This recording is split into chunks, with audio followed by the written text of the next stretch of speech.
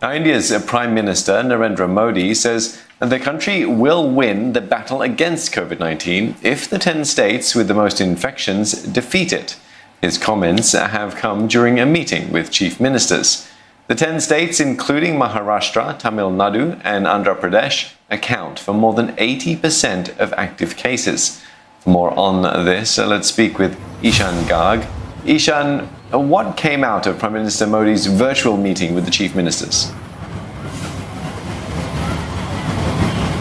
This is one of the several meetings that Prime Minister Modi has been holding with his chief ministers since April. And this time around, we have seen the states demanding a number of things. The first on the top of their list of demands is that they want the federal government to have an integrated system of healthcare units. As we know, in the past few months, the Indian government has spent millions of dollars to create healthcare infrastructure in different states. And one of the problems was that a person from one state was not able to access healthcare infrastructure in the other state. So states want this entire healthcare infrastructure system to be integrated so that there is more mobility in terms of patients. The second thing a number of states want is a direct cash transfer from the federal government. So, for example, the state of Tamil Nadu wants a bailout package of about $1.2 billion. And the third thing they want is the federal government to conduct a massive serological survey so that every state can get a decent enough idea of how many people are really infected. But there are hopes that apart from the bailout package, the other two demands of the states will be carried forward by the federal government. Ishan, India logged less than 55,000 new infections for the first time in 2 weeks. The number has come down, but experts are increasingly still concerned. Why?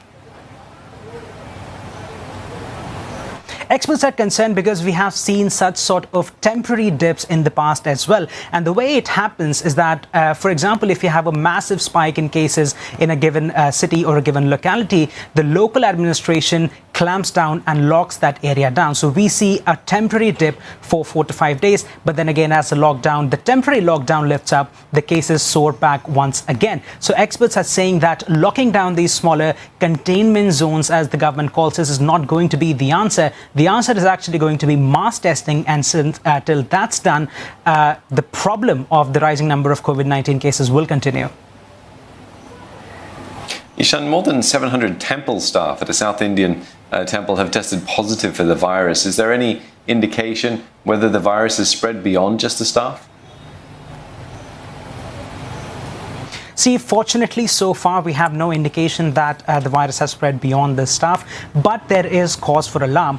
I mean, just before these 700 people were diagnosed with COVID-19, just a couple of days before, about 8,500 devotees had attended prayers at the very same temple. And what we understand is that the local authorities are undertaking a massive effort to trace all these devotees, and they're also asking these devotees to come forward and report themselves to the authorities if they observe any symptoms of COVID-19. And this is indeed turning out to be another breaking point in Tamil Nadu's modern history. The state is already very badly impacted by COVID-19, and it is, as I pointed out earlier, one of the states asking for a bailout package from the federal government because the state has been so badly hit.